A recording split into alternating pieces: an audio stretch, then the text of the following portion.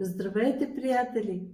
Днес ще ви покажем как да направите едно устройство, което да ви защитава от негативните електромагнитни и не само въздействия на околната среда, а също, което да ви балансира и да ви пречиства пространството, така че да се чувствате по-жизнени, по-енергични и да имате повече сила и здраве, естествено. Така, сега, органита е създаден от Вилхелм Райх. Той нарича орган виталната сила, която одушевява всички нас, живите създания на тази планета. Растения, животни, хора, и която ни позволява да се поддържаме живи. Когато обаче тази енергия, поради стрес или някакви енергийни други въздействия, застои в нас или се блокира, тя може да предизвика както болести, така, за съжаление, и смърт. И сега нашата задача е да се съхраним и да се запазим от тази енергия, възможно най-дълго. Какво представлява органита? Това е, така го кръщава Вилхелм Райх. Това е трансформатор, преобразователна енергия.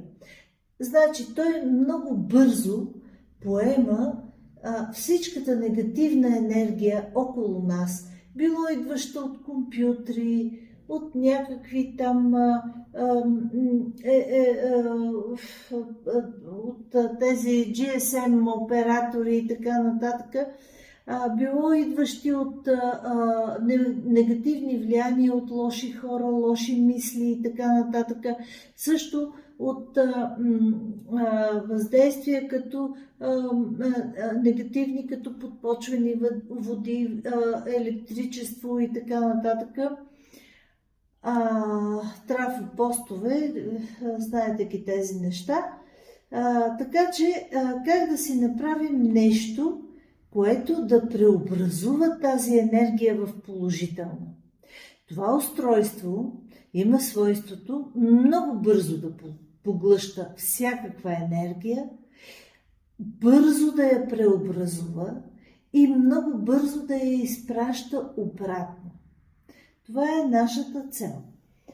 Сега, органита представлява смес от метали, мед, алуминий, желязо, също и от органична смола.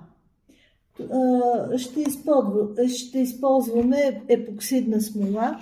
Някои хора използват за целта свещи. Това са восък, но епоксидната смола е много добър вариант. Много хора поставят в органита и минерали. Минералите допълнително засилват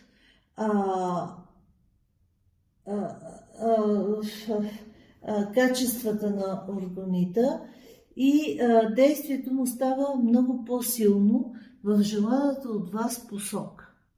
Като за камъните ще ви бъде изпратено клипче, в което да си изберете подходящи такива, с които да работите. Всеки камък си има някакво значение.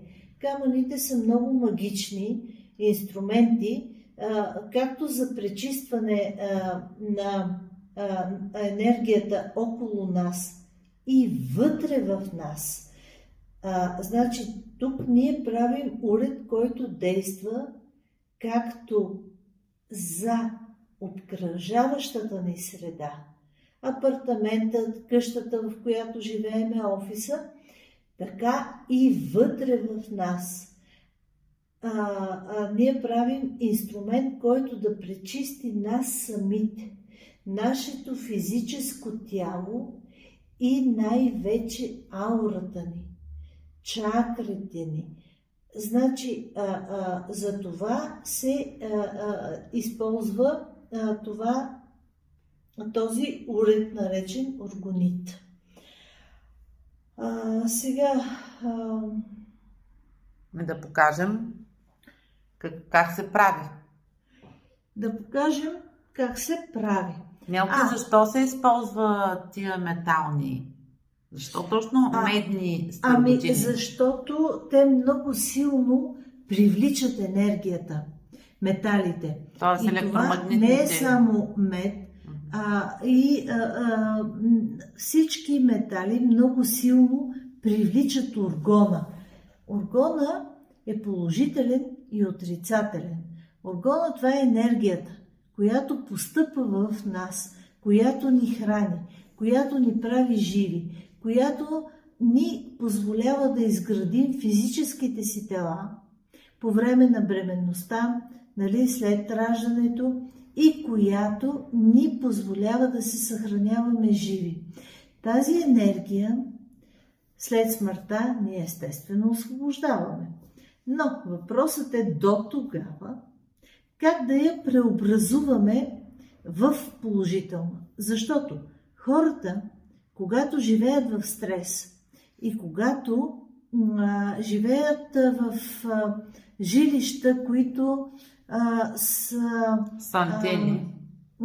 неблагоприятно, как да го кажа, примерно в дома е имало насилие, имало е убийство, имало е изнасилване, имало е каране, биене и така нататък. Значи този дом трябва задължително да бъде изчистен. Иначе вие създавате в тялото си, все едно се обличате страх. В някаква броня се обличате. Човек, рицар, който си сложи броня, той вече няма възможност да действа енергично. Той няма възможност да прави каквото и да е, защото той е ограничен в движенията си. Органита е точно това. Нещото, което ще ви освободи от тази броня, за да действате. Като първо, да освободите страховете си. Защото всеки човек живее с някакви страхове. Преди време нещо е преживял. Нещо се е структурирало в него. И то започва да разгражда живите му клетки. Ама чакай сега. Искаш да кажеш, че тия метални стърготини ще ми изтръгнат тия лоши неща от мен. Именно. Чакай, защо трябва да ги смесвам с 1000 материала, като мога да се сложа една тел за миене на чини до главата и готово. Да, всъщност много си права. Ето това е тело за миене на чини. Но вижте, може би нещо тая смола. Смолата е важното нещо, което хармонизира енергията. И когато, примерно, вложите и някакви камъни в органита, смолата, докато се втвърдява, тя създава така наречения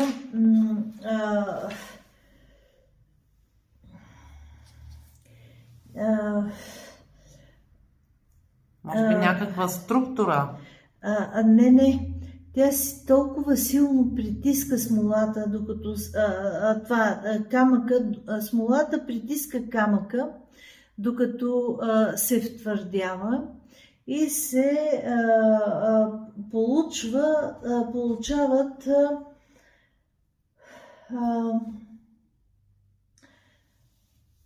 такива електромагнитни въздействия, които са много благоприятни.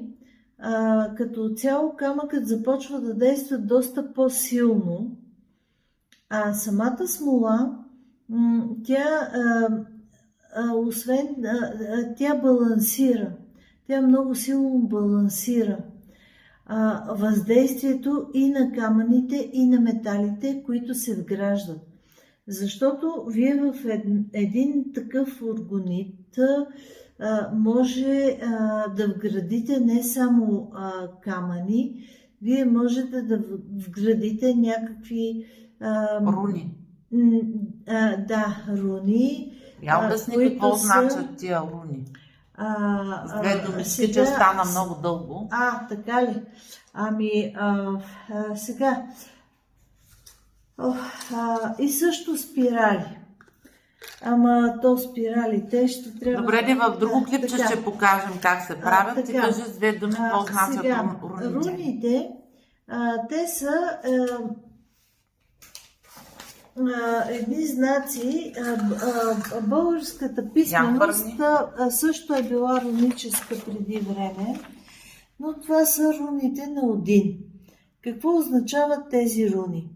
Аз, например, бих си направила органит, в който освен спирала от метал, ще сложа и да речеме руна, която е за защита. Ето това е руната за защита. Ама как се изработва тая руна? Сега ще ви покажа. Руната за защита и също ще сложа да речем една руна за здраве. Ама това руната е някакъв символ, някакъв това са знак. Това са символи. Бог Один, скандинавският бог, висял на едно дърво много дълго време и пръснал, имал си някакви клечки, пръснал ги долу, както и да е, те се подредили и той им създал руническата писменост. Руните са вид писменост. Българите, тракийците, защото ние сме наследници, ние не сме наследници, ние сме тракийците, значи ние имаме тези глупости, които се говорят, че прабългарският народ не е имал писменост, това не е вярно. Българите са имали руническа писменост. Това прилича малко и на над говорица. 2000 думи. Значи по това време това е било голямо постижение. Българите са имали. Тази руна, виждате ли я тук?